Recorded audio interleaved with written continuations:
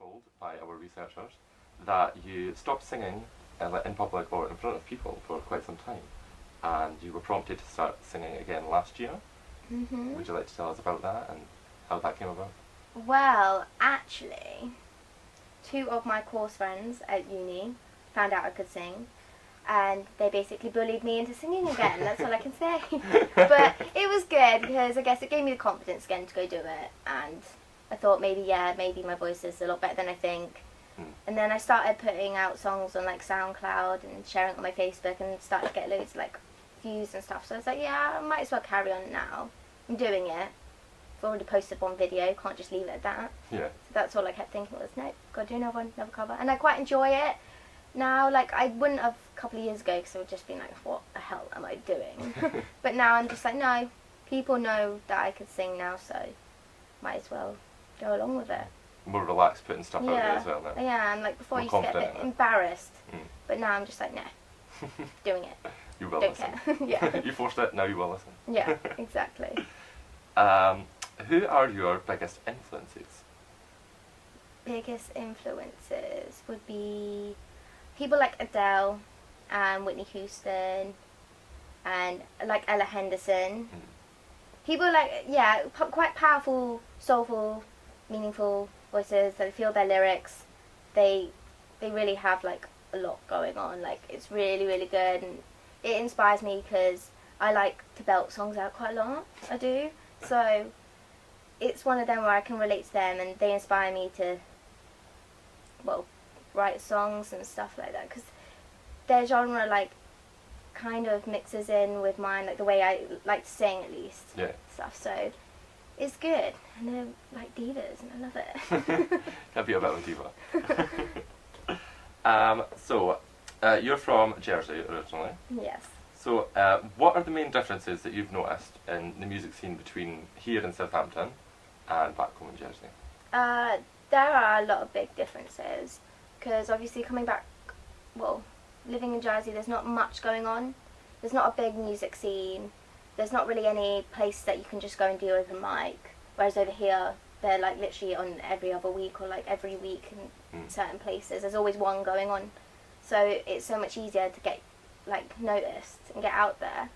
And obviously, like with the uni being a part, like massively in, well, with music and stuff in the whole of Southampton, you could easily like be picked up by the uni students or something like that. Do you know what I mean? Whereas back home, we didn't have anything like that, like any big colleges or stuff that would ask you to sing and do gigs and stuff. Like, there's nothing like that at all. They've got like, I think a radio station that does, it's called Studio Jam and stuff, and they bring out people who are relatively known back home, who you could say are quite famous back home. Yeah.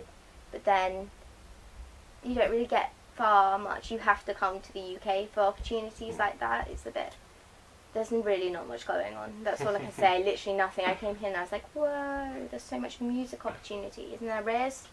It's so much better. Like, there really isn't any like venues that you can just go and play in. Like, I think there's one pub that you can go and do like play in. Yeah, literally one. And like, you see bands on there. It's like live bands, which is great, but that's the only place. There's a difference coming over here and then It is.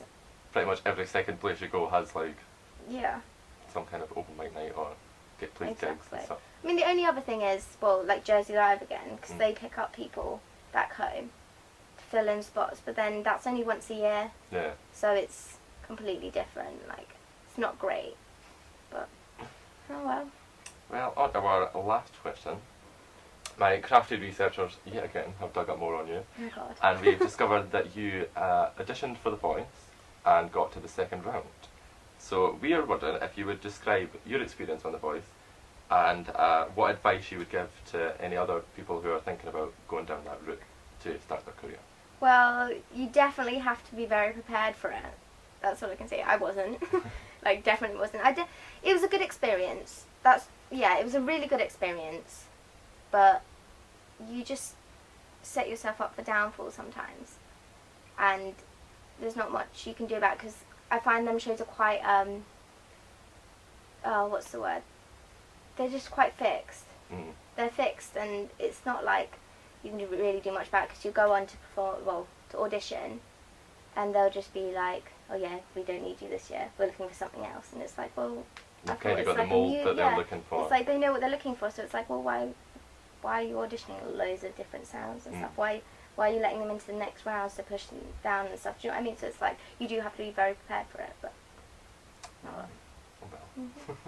yeah. Well, thank you for joining us, Melody. You've been fantastic, and we hope to have you on again sometime. I hear that you're also performing songs for us. Yes. But we will hear back from them soon. Okay. So, thank you everybody for listening.